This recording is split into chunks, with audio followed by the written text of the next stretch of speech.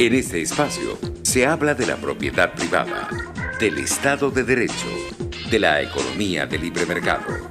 Se habla de principios y funciones de la libertad en todos los ámbitos de la vida nacional. Aquí se habla libertad. RCR presenta Aquí se habla libertad con Víctor Maldonado.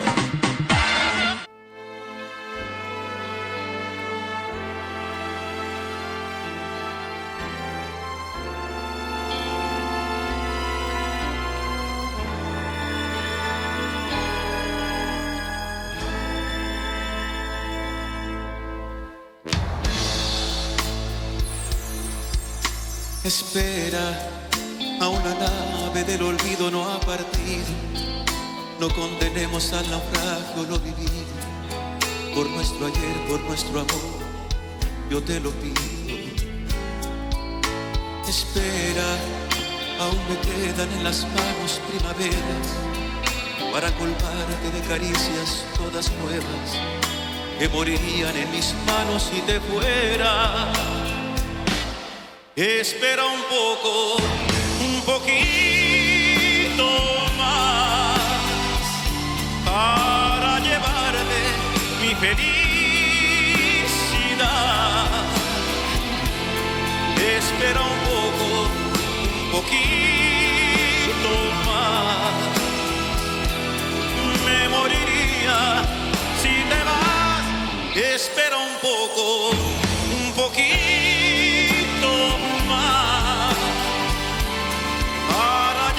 De abril del año 2022, viernes previo a la Semana Santa, celebrando hoy el día de San Dionisio, obispo de Corinto. Saludos a todos los que nos están escuchando a través de todos los canales que tiene RCR 750 para que estemos en contacto. @RCR750 en las redes sociales, rcr750.com, por el canal de YouTube, por el Top Chat. Saludos a todos los que participan allí. Y bueno, por supuesto, este es un esfuerzo consistente de Jaime Lestares en la dirección general de la estación, Ulip Sarcaya en la gerencia de producción, nuestra Catherine Manzano, en la producción José Gregorio González en los controles, Cristi Blanco en la lectura de las noticias y Génesis Rodríguez en la producción de contenido. Bueno, nada más y nada menos que Escuchando la nave del olvido. Es una canción que me recuerda mi infancia, porque en mi lejana infancia una cantante venezolana, Mirta Pérez, ganó un premio incluso interpretando esa canción. Y la verdad es que a uno le queda el sonido del recuerdo, ¿no? Pero es un sonido muy plano, con una instrumentación muy elemental, y la verdad es que esta versión muy reciente de Marco Antonio Solís, que es del año 2020, pues se la lleva a todas.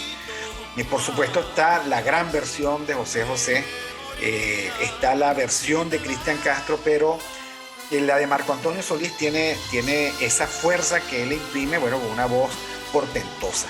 Así que bueno, es Marco Antonio Solís interpretando La nave del olvido, que grabó en el año 2020 y cuyo autor es Dino Ramos. Es una canción de la década de los 70 del siglo XX.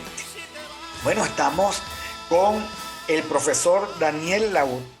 Por supuesto, nos acompaña todos los viernes, nos acompaña y nos enseña entre la economía y la historia. Y bueno, estamos celebrando un aniversario más de Camino de Servidumbre, de Hayek, ¿no? Que comentaba Andrea Rondón en el programa del lunes, que fue el único libro que no era de economía que escribió Hayek.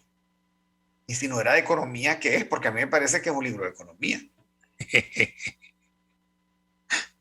Bueno, no, efectivamente el libro se las trae, ¿no? Y aquí hay que también echar un cuento que normalmente la gente no dice, ¿no? Y uno debe decirlo porque efectivamente Hayek no se sentía muy cómodo con el libro, ¿no? O sea, él lo escribió y ese libro le dio una fama impresionante porque ese libro cae en el momento en el cual el nazismo está desplegando sus garras por Europa, ¿ok? Y el hombre empieza a relatar lo que él sentía que era el socialismo, ¿no? Que es lo mismo que sentimos los austríacos, pues, o sea, la gente cree que socialismo es la izquierda, que socialismo es el marxismo.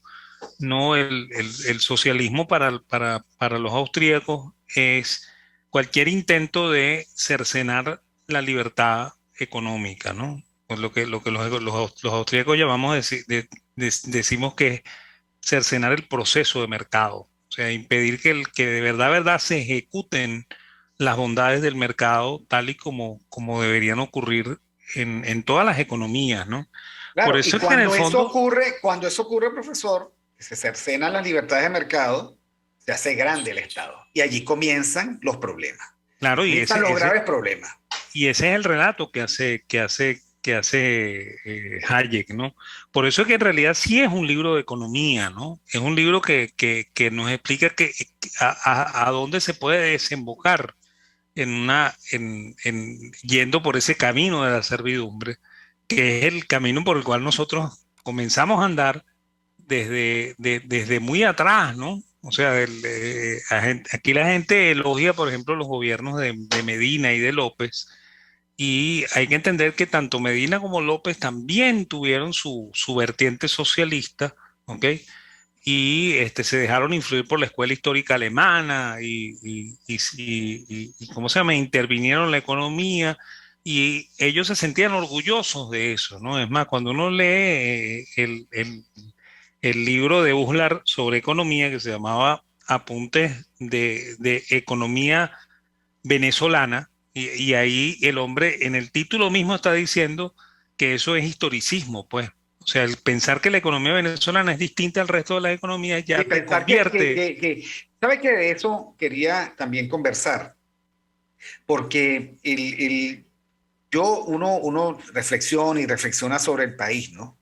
Y la verdad es que a la conclusión a la que uno llega es que a pesar de que nosotros estemos convencidos de que es un gran país condenado, por lo tanto, a grandes hazañas y a gran prosperidad, la verdad es que un pequeño país con unas élites muy mediocres y con una forma de asumir la ciudadanía también muy mediocre. Y tal vez eso deberíamos incorporarlo, ¿no? Y lo digo porque la mirada de Uslar y la mirada de todos es, este gran país requiere una nueva ciencia. No, para nada. Si hubiésemos asumido el país con más sentido de realidad, a lo mejor tendríamos más prosperidad. Y ahora que vemos que todo está desguazado y en el piso, deberíamos revisar ese punto de vista que teníamos sobre nosotros mismos.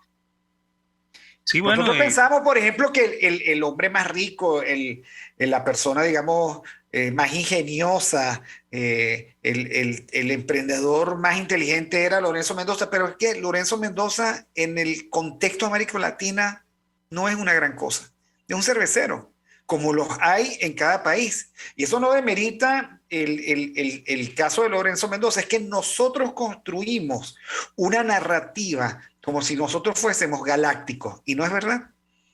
sí, bueno, y eso relaciona todas las cosas, ¿no? Por ejemplo, el que yo a veces también en mis clases le digo a los alumnos que PDVSA no era una empresa eficiente, nunca lo fue, ¿ok? Ni los Y todos se ejecutivos de escandalizan, PDVSA, ¿no? ni los ejecutivos de PDVSA Claro, y todos se eran unos escandalizan. gerentes de primer mundo, de primer nivel. De hecho, digamos que en los últimos tiempos de PDVSA, cuando se sacaba, porque claro, se construye una narrativa.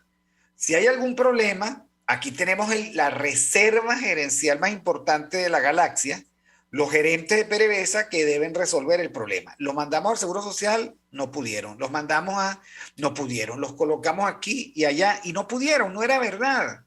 No era verdad. O sea, ellos fuera del ecosistema ese de PDVSA, que Sí. tenía supuestamente tanto prestigio, no eran demasiado competitivos ni era una cosa que uno pudiese deslumbrarse, ¿no? Sí, bueno, y ¿cómo se llama? Y lamentablemente nosotros nos creímos el cuento ese de que esa empresa de verdad era eficiente, ¿no? Y de que sus Bueno, empresas, el otro mito es donde ponga un militar la cosa funciona. Mejor ni comentemos ese mito, ni bueno, lo comentemos. ese mito es nefasto, Ese ni lo ¿ok? comentemos. Así empezó Chávez. Nosotros tenemos en este país, y lo recuerdo en una de sus primeras alocuciones, nosotros tenemos una gran reserva de profesionalismo y de capacidad, nuestro ejército. Bueno, militarizó el gobierno y ya sabemos, Y hasta ahí llegó. hasta ahí llegó. Sí, bueno, bueno, pero volviendo al tema de Hayek, Hayek escribe ese libro cuando él todavía está en el London School of Economics, ¿ok? Él acaba de tener el conflicto con Keynes, ¿ok?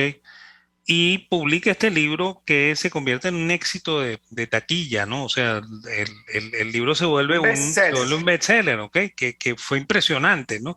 Incluso Selecciones, el Reader Digest, ¿ok? Saca una versión resumida de Hayek, ¿cómo se llama? De Camino de Servidumbre, que se consigue, ¿no? Yo tengo esas Sí, selecciones. no, no, Sí, y la tengo. eso es lo que voy a decir, eso se consigue, o sea, la versión resumida se consigue, ¿ok? Que a veces la editan resumidamente también, ¿ok? Bueno, y que Y esa era la bueno, forma de difundir. Si usted quería que algo, digamos, se difundiera, ese se era el camino. masificara. Selecciones, selecciones. Sí, sí, sí, sí, sí. Entonces, bueno, porque era lectura casera, ¿no? O sea, eso Así es. la compraban las amas de casa y lo leían, ¿no? Así es. Y de la ama de casa pasaba a los hijos y el Mi marido, papá y era todo el mundo un leía. gran lector, mi papá era un gran lector de selecciones y yo, digamos, me crié en medio de selecciones, pues, ¿no? De Claro, ese claro, claro. tipo, una especie de revistica periódica. A mí me pasa lo mismo, pero era porque mi mamá era la que leía en casa, ¿no?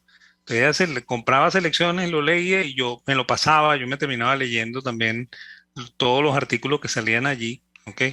Y bueno, entonces sale una versión resumida en selecciones y aquello se masifica de una manera impresionante, tanto que a Hayek lo invitan por segunda vez a los Estados Unidos. Hayek había ido por primera vez a Estados Unidos en los primeros años del siglo XX, por ahí por 1917, ¿ok? Cuando ya estaba terminando la Guerra Mundial y la Primera Guerra Mundial, y bueno, y vuelve a los Estados Unidos en el año 44, ¿ok? Y aquí vuelve ya como un héroe, ¿no? Es más, lo pasean por Nueva York, ¿ok? Lo presentan como el gran escritor de Camino de Servidumbre. Y bueno, y eso también le sirve a Hayek de pasaporte para viajar a los Estados Unidos y quedarse en Estados Unidos, ¿ok? Él va a regresar a la London School of Economics casi inmediatamente recibe dos invitaciones, una de la Universidad de Kansas y la otra de la Universidad de Chicago, y se queda definitivamente en Chicago durante mucho tiempo como profesor y como investigador del departamento ¿cómo se llama? De asuntos políticos, ¿no? Por eso es que no es que es el único libro que no es de economía, ¿no? Hay muchísimos libros que no son de economía específicamente, más bien hay muchos libros de teoría política en Hayek, ¿ok? Y de teoría jurídica, ¿ok? Eso es legislación, fundamentos de la libertad, ¿ok? Em, Libertad, legislación, y no recuerdo en este momento el título, ¿ok? Que son libros de teoría política y que, claro, tienen algo de economía porque el hombre es muy versátil, ¿no? ¿Ok? Y además escribió otro libro bien, bien interesantísimo, que sin ese libro no se termina de entender nunca Hayek, ¿no? Que es el orden sensorial, ¿ok? Que es un libro de psicología, ¿ok? Impresionante, ¿no? Porque el joven Hayek inicialmente quería ser psiquiatra, ¿ok? Esa era la profesión que quizá era la más prestigiosa de Viena en el momento en que Hayek era un jovencito de 18 años entrando a la universidad, 17 años, ¿ok? Entonces él quiere ser psiquiatra, ¿ok? Y comienza a hacer estudios sobre la morfología del cerebro, ¿ok? Es más, de hecho hay trabajos de Hayek sobre la morfología del cerebro, donde él miraba en el micrófono secciones del cerebro para estudiarlo y tal, ¿ok? Y bueno, y termina escribiendo esta obra magna que se llama El orden sensorial, que incluso es teoría que se estudia en algunas universidades en el área de psicología, ¿no? Porque el hombre a su manera descifra la manera en la que el cerebro entiende y aprende, ¿ok? Y sin ese libro es imposible entender todos los demás libros de Hayek, porque de ahí viene la teoría del orden espontáneo de Hayek, pues, en ese orden sensorial, que es una cosa bien interesante, muy profundamente interesante, ¿no? Y muy difícil de leer, ¿no? Hayek tiene ese gran problema, ¿no? Que él era más difícil de leer que Mises. ¿Okay? Es espeso, es espeso. Sí, sí, es muy complicado de leer. De hecho, a veces los artículos muy cortos son excesivamente densos y uno tiene que repetir párrafos para poder entender lo que le está diciendo a uno, porque se escapan las cosas en el cúmulo de palabras que dice Hayek, ¿no? ¿Okay? Pero bueno, Ahora, este libro... dicho eso, todo parece estar escrito. Todas las advertencias parecen haber sido señaladas. Y sin embargo, hay países y generaciones que insisten en recorrer el mismo camino para llegar al mismo sitio, que es la servidumbre. Y comentábamos usted y yo, profesor, el que dos países, y vamos casi que al tercero, en América Latina están presurosos recorriendo el camino de la El camino de servidumbre. la servidumbre. Nos referimos a Chile y a Perú. Y el tercero que está punteando por allí, Colombia. Y a pesar de que el sentido de realidad debería indicar que cualquier intervención en la economía, que cualquier intento de malograrla, termina provocando un estado monstruoso, el dispuesto además a planificar nuestras vidas como si fuésemos un número. Sin embargo, la gente lo intenta una y otra vez pretendiendo que ahora sí el experimento va a salir bien. Entonces, claro, eso del orden sensorial es interesante, por lo menos para plantearnos, oye, ¿qué es lo que el ser humano busca, pretende, intenta hacer con su vida y cómo el ser humano procesa la realidad, ¿no? Y bueno, el libro ese del orden sensorial es interesante porque él se plantea el conocimiento en tres etapas, ¿no? En lo que se llama el orden físico, ¿okay? Que es el orden en el cual están las cosas en la naturaleza, ¿okay? El orden, el orden mental, ¿okay? Que es el orden que le da el cerebro a eso, ¿okay? Y al final, el orden sensorial, que es el que termina descifrando el orden de la naturaleza, ¿no? Entonces él dice que hay un divorcio entre el orden físico y el orden sensorial, ¿no? Pero que el paso por el orden que le da el cerebro entre las neuronas es lo que al final permite descifrar la realidad, que es lo que hace el individuo, pues lo que hace el ser humano, ¿no? Y es brillantísimo, ¿no? Porque ahí entiende uno porque es que nosotros somos de toda la naturaleza el único animal que de verdad razona, ¿ok? Y entiende. Que se equivoca, o sea, que razona mal a veces. No, es que razonar quiere decir eso, ¿no? Razonar quiere decir descifrar la realidad, y descifrar la realidad es equivocarse y acertar, ¿ok? Así es. O sea, ahora, la gente dice, no, eso es ensayo y error. Y en realidad hay que decir que eso es ensayo, error y acierto. ¿Okay? ¿Por qué? Porque el ser humano se equivoca y acierta también. ¿Okay? Así es, cuando acierta, acierta. Y no siempre acierta. ¿Okay? Porque, y eso se vincula mucho con lo que estamos hablando acerca del socialismo y de los intentos de fabricar sociedades que funcionan de una manera perfecta. Es que allí hay dos errores concomitantes. El error del poderoso que cree que puede y el error del ciudadano que apoyando a ese poderoso cree que se puede. Y ambos están equivocados. Ambos se conjugan en un gran error que conduce a la servidumbre. Porque tenemos, por otra parte, el mito democrático que dice que el pueblo nunca se equivoca. No, no, no. Esa es la frase más demagógica y mentirosa que yo puedo imaginar en este momento. El pueblo se equivoca y se equivoca mucho. Y la democracia es el mejor de todos los sistemas políticos, pero todos son medio malos. La democracia es el Estado o es el sistema que se fundamenta en la opinión pública y nada más errático que un estado de opinión. Porque, por ejemplo, alguien metió en la cabeza de los latinoamericanos que existe algo que se llama neoliberalismo. ¿Ok?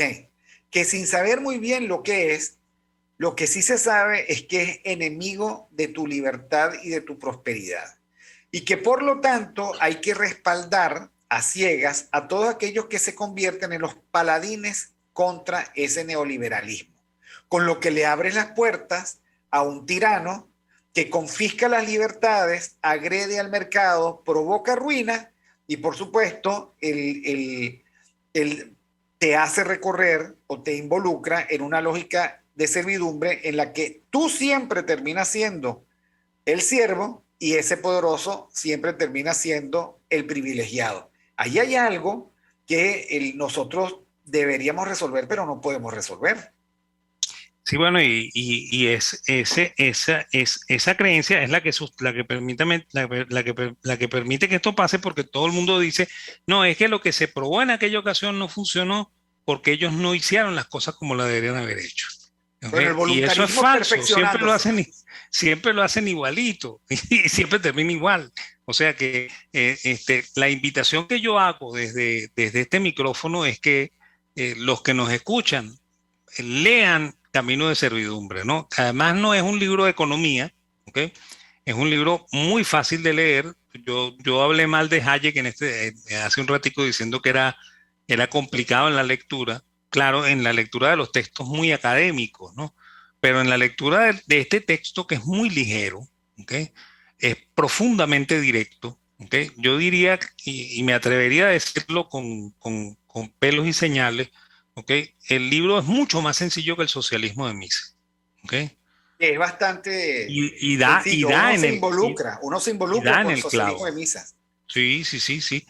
Sí, él da en el clavo, ¿okay? Es más, nos describe a nosotros perfectamente, ¿okay? Por lo cual debe ser leído por los venezolanos y por los que no son venezolanos y que creen que una cosa como esta es posible que funcione, ¿no? Que nunca funciona, ¿okay? Claro, los países de América Latina que más o menos han salido para adelante es porque han construido pactos que duran algunos años para no agredir el mercado. Y entonces los políticos se dedican a cualquier otra cosa, pero respetan la economía, respetan lo que ellos llaman la economía. Eso pasó con Perú hasta que a alguien se le ocurrió elegir a Pedro Castillo. Y hasta que el Parlamento se convirtió en enemigo de sí mismo y del país. 5 presidentes, uno tras otro, derrocado en juicios sumarísimos, pues lo que provoca es que termine llegando cualquiera, el hombre en lápiz, ¿no? En el caso de Chile, esta larga época, después de finales del pinochetismo y lo que sucedió de la transición de la dictadura militar, fue una época en donde estuviera quien estuviera al frente del gobierno, se respetaba la economía. Hasta ahorita, que lo que van a hacer con la economía chilena no tiene nombre, porque va a tener además rango constitucional. Y por si fuera poco, el haber elegido a un muchacho como el que eligieron, tampoco tiene nombre. Eso no es un gran acto de responsabilidad social y política. Ellos tienen una apuesta, pero cerrada, a favor del fracaso del país, que cuesta mucho levantar a los países y es muy fácil destruirlos, y si no, que los venezolanos nos digan si no es así. Pero vamos un momentico al corte para que Cristi Blanco nos lea las noticias, para oír un pedacito de la nave del olvido, y ya regresamos con el profesor Daniel Laud, @DanielLaud en Twitter, LAHOUD. En Twitter, ya regresamos en esta conversación. Para llevarme mi felicidad,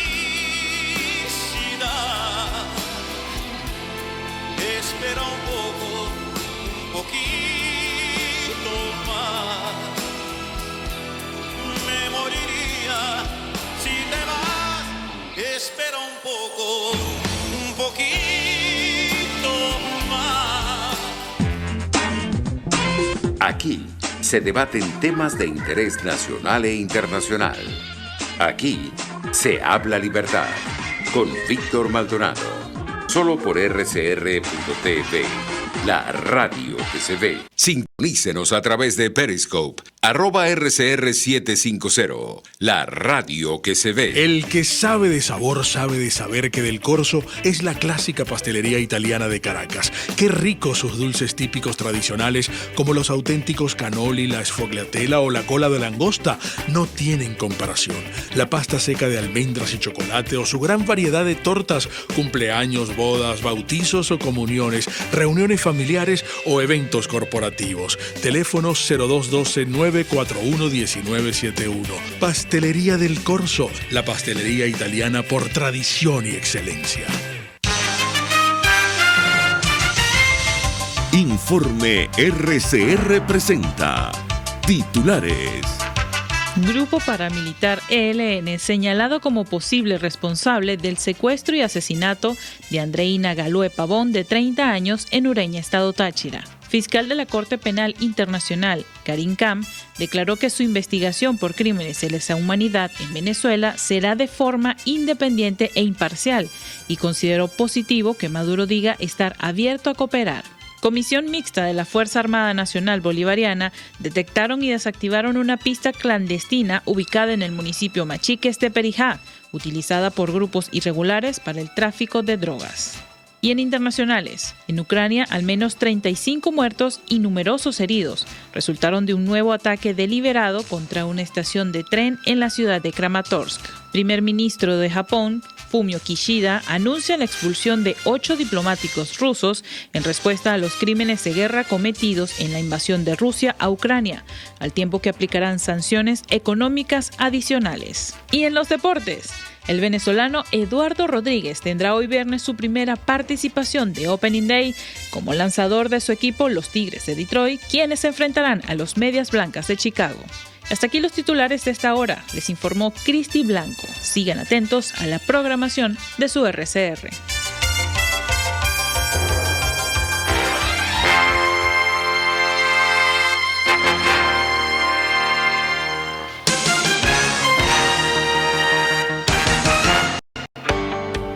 Cuando hablamos de Honda, hablamos de Distasi Motors, el concesionario Honda que pica adelante en precios, condiciones y servicio. Todo el personal de Distasi Motors, tanto técnico como de atención, está actualizado, capacitado y certificado permanentemente para atender correctamente tu vehículo. www.distasi-honda.com.ve. Distasi Motors, tu concesionario Honda en Los Palos Grandes. Moisés Naim en Efecto Naim. Hola, soy Moisés Naim desde Washington. Conéctese a rcr.tv. También nos puede seguir por @Efecto Naim en Twitter. Y estamos en Facebook y en Instagram. Y no olvide que puede disfrutar todos los contenidos del programa cuando usted quiera, suscribiéndose a nuestro canal de YouTube. Nos vemos en la radio. Los miércoles y viernes a las 7 de la noche.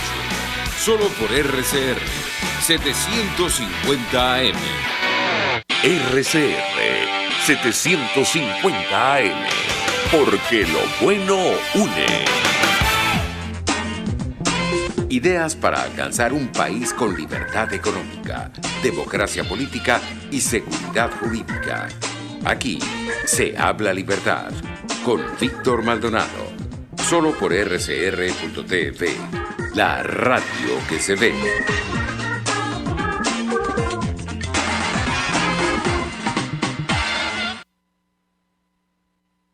Bueno, volvemos. 8 de abril del año 2022, es viernes. El cuerpo ya luce agotado, la voz también luce agotada, salvo la del profesor Labud, que te parece, digamos, voz de estreno, pues, ¿no? Y eso que acaba de dar clase, etcétera, etcétera. Pero nosotros estábamos conversando sobre camino de servidumbre y, por supuesto, derivando del camino de servidumbre, un conjunto de lecciones que no hemos aprendido en América Latina y que no hemos aprendido tampoco en Venezuela.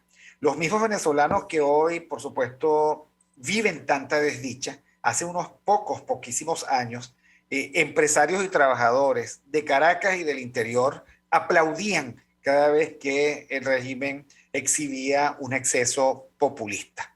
Cada vez cuando nacionalizaron, por ejemplo, las empresas básicas, uno lo que escuchaba era aplausos y disimulos. Cuando nacionalizaron o estatizaron el Conferri, bueno, la gente decía, bien hecho, porque esa empresa es una porquería, bien bueno, y no sé qué. Son los mismos venezolanos, por cierto, que en las redes sociales andan pidiendo justicia sumaria a la Fiscalía de la República, ¿no? Y es el mismo concepto. No creemos en el Estado de Derecho, no confiamos en las condiciones de marco, repudiamos el debido proceso, por supuesto, la presunción de inocencia, el juicio justo, repudiamos los derechos de propiedad y que venga el justiciero a resolver mi incomodidad, mi resentimiento, mi propia desdicha, mi sentimiento de inferioridad, mis complejos, etcétera. Y bueno, eso lo que produce es un país devastado como el que efectivamente tenemos, porque los venezolanos somos los que hemos logrado esta desdicha. Bien sea porque decíamos, este fue a través de un dispositivo democrático eligiendo muy mal, y ojo, aquel que diga que esto fue producto de que las clases populares e incultas tomaran las decisiones están bien equivocados. Chávez es un engendro de las clases medias y altas venezolanas, hay que decirlo. ¿Ok? Y del desencuentro de una élite intelectual que se extravió en su resentimiento, estoy refiriéndome a los notables, etcétera, etcétera. Bueno, y ahora estamos, digamos, pasando la dentera. Eso es lo que se llama la experiencia socialista latinoamericana, que siempre se desgarra con la realidad, porque nunca se consigue lo que efectivamente ofrecen y lo que efectivamente la gente aspira. Ahora la gente da la vida por un trabajito, ¿no? Ahora la gente tiene que irse a pie y emigrar para buscar en otro país, obtener un trabajo en Uber, 2 o 3 trabajos de meseros, haciendo casi cualquier cosa para lograr sobrevivir, pero eso sí, respirando los aires de libertad que tanta falta hacen en Venezuela. Pero las quejas en Venezuela eran por algo de tono muchísimo menor, nadie estaba satisfecho, bueno, y nos conseguimos con este inmenso abismo de servidumbre en el que ahora estamos. Ahora, ningún presidente, querido profesor, fue especialmente afecto al sistema de mercado, ¿no? Ninguno. No, ninguno. Y de hecho, fíjate que los dos intentos, tanto el intento del 89 con Carlos Andrés Pérez II, ¿ok? Es un intento forzado por las circunstancias, pues. O sea, Venezuela no tenía reservas internacionales y la única alternativa que esta gente vio fue el Fondo Monetario Internacional, ¿no? Que también es la alternativa que hoy lideriza las banderas de quienes dicen que están en la oposición, ¿no? O sea, que dicen, No, es insólito. O sea, tenemos que firmar con el fondo. Exacto, ¿Okay? Es insólito porque, digamos, no se gastan una sola neurona nueva en eso, ¿no? Por ejemplo, Haussmann es uno de los abanderados, Haussmann, Naim, cualquiera de ellos, ¿no? No, vamos directamente al Fondo Monetario para mantener o para reponer el Estado fracasado, interventor, despreciativo del mercado que tuvimos y tenemos, ¿no? Eso es insólito. Sí, con el mismo tamaño y con los mismos problemas que siempre ha tenido. Y los mismos vicios, o sea, hay que decir la verdad. PDVSA de lejos brillaba, pero de cerca no. Okay. Las empresas básicas del Estado no trajeron modernización al país ni diversificación económica. Las cementeras desaparecieron una vez que las tomó el Estado. Las telecomunicaciones están en el suelo, precisamente porque no hay ventanilla privada que se pueda respetar. Y por supuesto, esa lógica de los venezolanos de pretender que quieren servicios de primer mundo a precios regulados, a tarifas insulsas, eso no existe. Eso no existe. Por cierto, los mismos venezolanos que pagan en dólares tarifas de mercado para tener acceso a Netflix, etcétera, etcétera, cualquiera de esas canales de streaming, ¿no? O Spotify o lo que fuera, pagan en dólares, pero cuando se habla de Movistar, por ejemplo, de Digitel, exigen que cómo es posible que puedan ser tan caras las tarifas. son vergonzosamente regaladas esas tarifas. Y por supuesto tenemos el servicio que esas tarifas pueden pagar. Claro, claro, claro. O sea, lo que usted paga es lo que usted recibe. Es así es Creo que sencillo. esa es una lección que no han aprendido los venezolanos. Que por Sí, bueno, lo paga. y bueno, y el otro ejemplo quizá es Caldera, ¿no? O sea, Caldera 2, que también se ve obligado por las circunstancias a firmar con el Fondo Monetario Internacional y bueno, y también tiene que bajar la cerviz y decir que sí acepta ese sistema nefasto para ellos que es el capitalismo, ¿no? Bueno, y Y lo dijo con dolor. O sea, lo dijo, yo lo recuerdo, un estadista vencido por la fuerza de las circunstancias, el que toma esa decisión pidiéndole disculpas al país y que de alguna manera le cede la conducción del gobierno económico, en este caso a Teodoro Petkov, ¿no?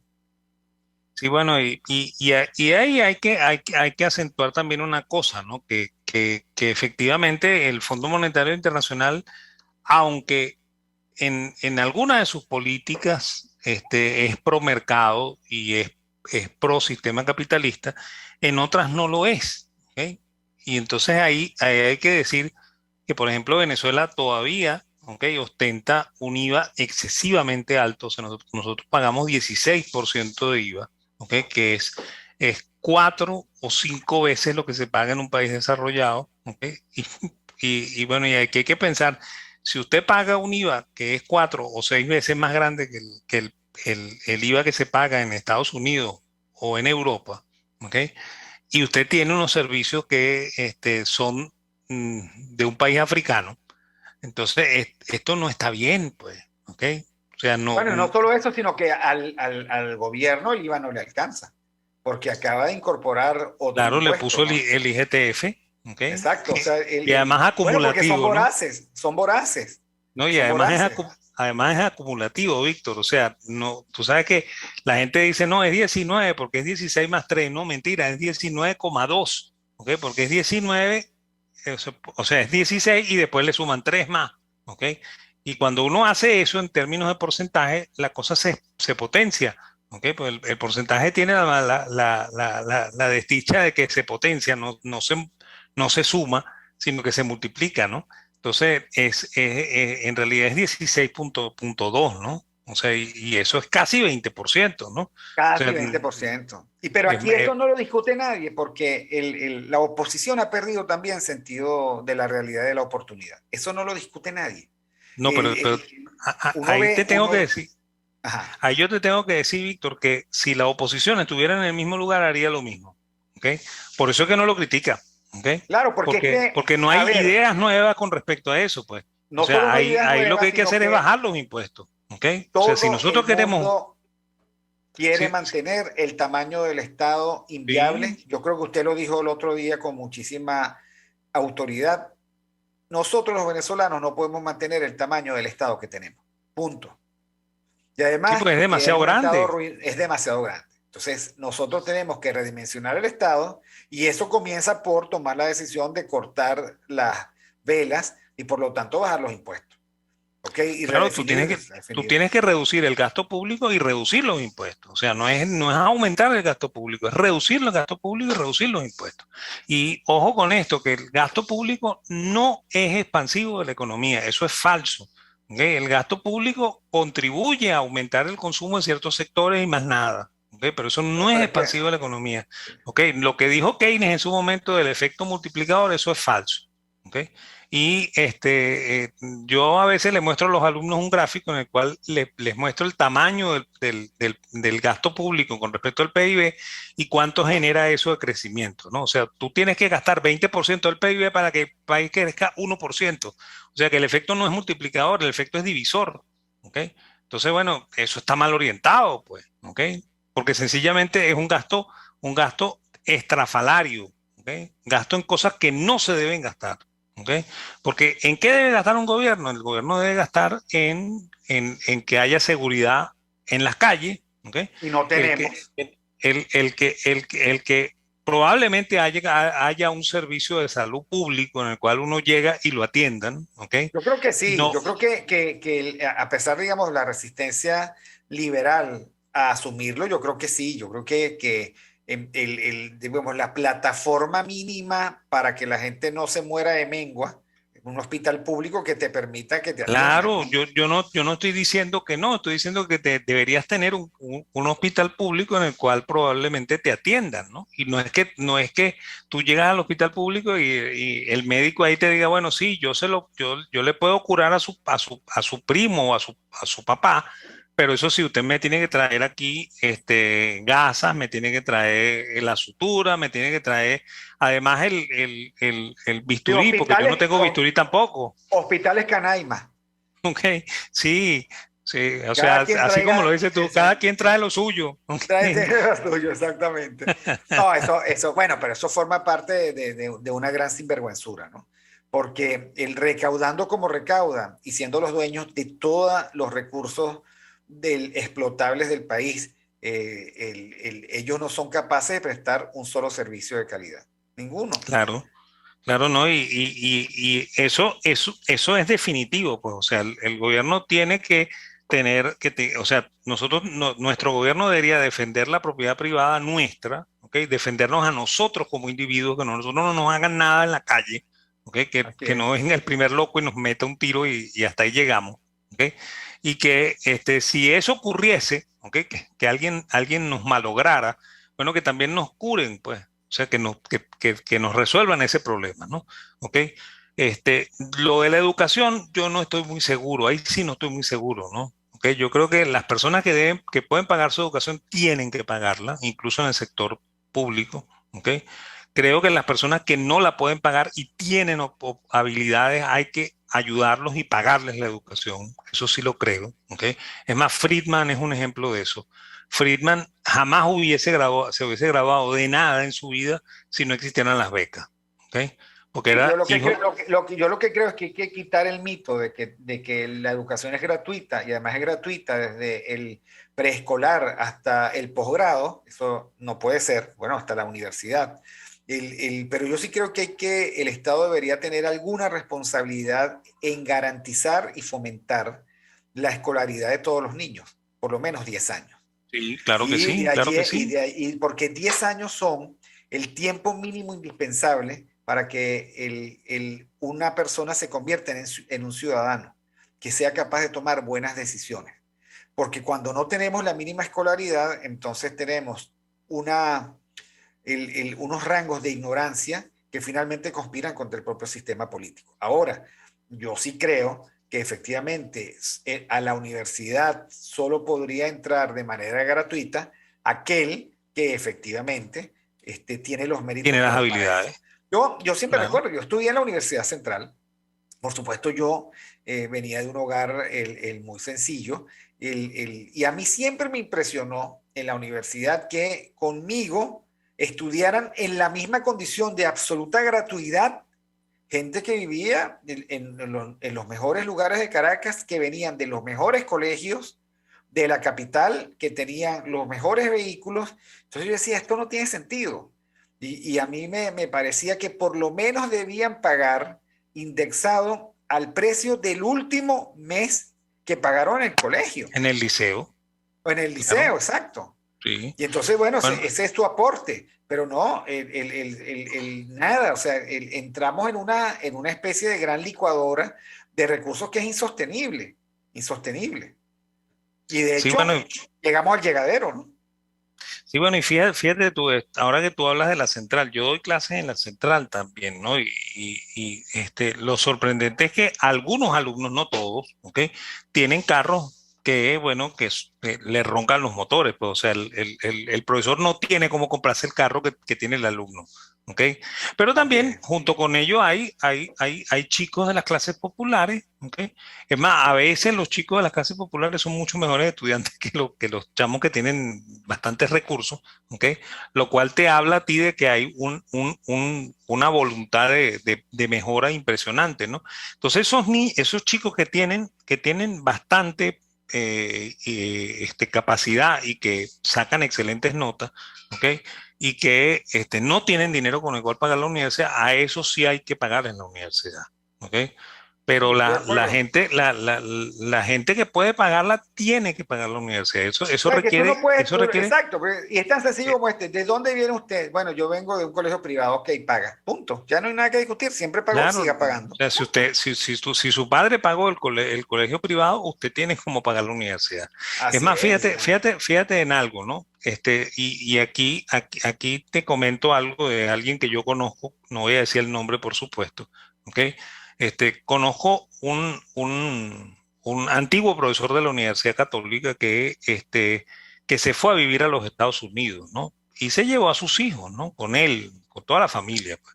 Entonces, cuando ya las hijas eran hembras, cuando las hijas estaban en edad de llegar a la universidad, entonces él, viendo a ver si se podía hacer una cosa parecida en los Estados Unidos a la que se hace en Venezuela, él fue al Departamento de Seguridad Social de la universidad a solicitar que lo exoneraran del pago de la matrícula, ¿no?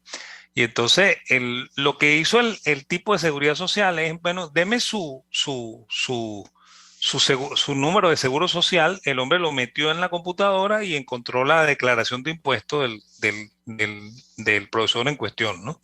Y entonces le dice, pero ya va, un momentico, por lo que yo veo aquí en esta declaración, usted tiene como pagar la universidad. Aquí no hay nada que hablar, usted paga la universidad. ¿Ok? Claro, y listo. Eso en Venezuela no existe, ¿no? ¿Ok? O sea, tú no tienes manera de caerle encima al individuo de esta manera, ¿no?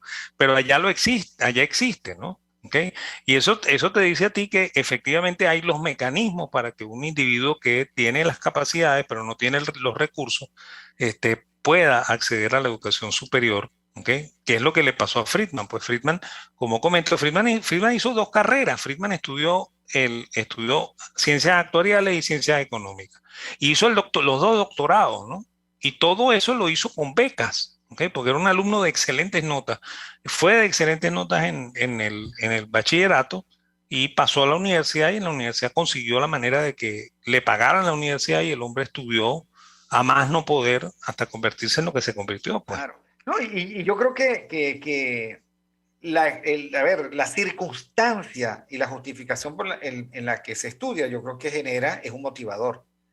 Y yo creo que los venezolanos han estado muy mal acostumbrados, porque nunca se les enseñó. Es más, ese era el antiproceso para que la gente no aprendiera el valor ni del esfuerzo ni del dinero. Por ejemplo, el comedor universitario gratuito era la peor lección de economía, la peor, porque si usted tiene derecho, a pesar de cualquier cosa, a comer allí a un precio ridículo, un bolívar, lo que fuera, entonces está aprendiendo la lección que no es. Debería plantearse de otra manera. En fin, en todo caso, a estas alturas del partido, todo eso se disipó. Yo no creo, la verdad, que la Universidad Pública Venezolana pueda volver a funcionar, nunca más. Se disipó porque se destapó una circunstancia terrible. Y es que todavía funciona porque está sobre los hombros de profesores meritorios que no cobran un salario mínimo, ni siquiera, o sea, no estamos hablando de digno o no digno, sino no cobran lo suficiente como para mantener la carrera de profesor, no cobran. Entonces eso se va a disolver en algún momento. Claro. No hay nada que Ahí hacer. tienes razón. O sea, yo ahí sí no te voy a decir, no te voy a contradecir. Ahí tienes razón. O sea, los pocos profesores que siguen dando clases en el caso de la Universidad Central son profesores que ellos mismos se pagan el internet y que le dan las clases a los alumnos técnicamente de gratis. ¿Ok? O Sí, sea, no, de tú gratis. gastas tu dinero de tu internet para educar a los chicos. ¿Ok? ¿No? Y bueno, Y inviertes eso tu tarde o temprano tiempo, se va a acabar.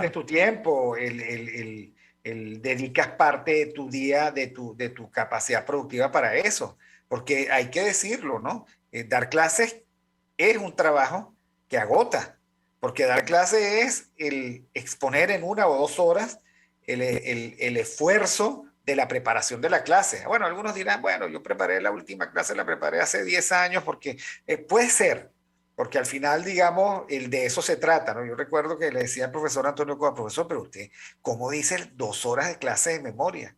Y él me decía, 40 años después la doy de memoria, ¿ok? Y entonces... Sí, pero los ejemplos no eran los mismos, No, ¿ok? Porque claro. yo me metí en las clases de COA también. Claro, ¿no? Los ejemplos eran por supuesto, fresquitos. fresquitos. Entonces, claro, es una dedicación. Y la verdad es que los que todavía hoy asumen activamente el rol de profesor, en poco tiempo no van a poder, porque la realidad se impone. Y la realidad es que hay que comer, hay que pagar, hay que vivir. Y eso no es posible. Oye, profesor, va a quedar pendiente que nosotros dos, la próxima vez que nos veamos, que no creo que sea el próximo viernes, que es santo, podamos discernir o resolver, digamos, una narrativa que yo creo que es falsa. Y es que los venezolanos que se fueron mantienen a los venezolanos que nos quedamos. Y eso debería de poderse comprobar en su certeza o en su falsedad. Claro. Con los datos que los economistas tienen, ¿no? Pero eso lo vamos a para la próxima vez. Porque Sí. es que la gente lo despacha por las redes sociales y no me vengan a fregar que yo formo parte, digamos, de las millones de personas que mantiene el país. Ahora me entero. Y yo estoy buscando desesperadamente el que me tocó a mí para empezar a cobrarle, que me mantenga. Sí. Eso se lo dije yo a un economista colega, ¿sabes? El tipo dice que todos los que han emigrado, ¿okay? Envían entre 200 y 400 dólares mensuales Eso no es a su verdad. familia, ¿no? Eso Y no es entonces cuando yo le dije, cuando yo oí eso, como yo tengo mis 2 hijos fuera, Claro, ¿okay? entonces Yo le le dije, mandan 800. a mí me deben un 800 rialero, millones. le dije yo. Un realero. A mí No, me la deben verdad un no es rialero, esa. ¿no? La verdad no es esa. La verdad es que los venezolanos hay de todo. Y los venezolanos manejan Uber. Ahorita, por ejemplo, con el aumento de la gasolina, los venezolanos que se dedican al Uber están pasándola muy mal. No muy bien, muy mal. El trabajo siempre es precario. Sí, puede que dediquen 100, 150 cuando les va bien y se lo manden a su mamá. Ahora, todo el mundo sabe, menos los venezolanos que están en el exterior, que es verdad, se sorprenden. Y aquí $100 en Venezuela, la verdad es que No alcanzan tiene unos para nada. rendimientos. No sirve, o sea, no sirven, pues, con eso no se mantiene una familia, con $100. Sí, bueno, en su momento, en el año 2019, sí, porque la economía estaba tan depauperada que las cosas estaban baratas. En el 2019 yo podía vivir con $150. Sí, En pero el ahorita 18, ahora ni de Ahora broma, no. ni de broma. Entonces, bueno, digamos que un poco para discutir con esos héroes de cartón piedra, que creen que están haciendo la tercera independencia del país, manteniendo nada más y nada menos a 20 millones de venezolanos aquí. Esa es una cosa que hay que discutir, porque bueno, nuestro compromiso en Aquí se habla la libertad es compromiso con la realidad, con la verdad. Bueno, profesor, muchísimas gracias, que tenga una feliz Semana Santa y además sagrada Semana Santa, y que disfrute mucho de la lectura, de su familia, de la buena música, como esta de La Nave del Olvido, con Marco Antonio Solís. Gracias a Jaime Nestares en la dirección general de la estación, a Wilitza Arcaya en la gerencia de producción, nuestra Catherine Manzano en la producción y en los maquillajes y en los detalles, José Gregorio González en el control, el zar que nos permite que todo se oiga mucho mejor de como efectivamente es. Cristi Blanco en la lectura de las noticias y Génesis Rodríguez en la producción de contenido. Por cierto, hoy el perro no ladró. ¿Qué pasó? ¿Se lo comieron? Esa respuesta nos la dará el profesor Laud la próxima vez que nos veamos. Saludos a todos. Feliz Semana Santa. Para llevarte mi felicidad. Te espero un poquito más. Me moriría si te vas. RCR presentó Aquí se habla libertad con Víctor Maldonado. Solo por rcr.tv, en Twitter y Periscope, @RCR750. La radio que se ve.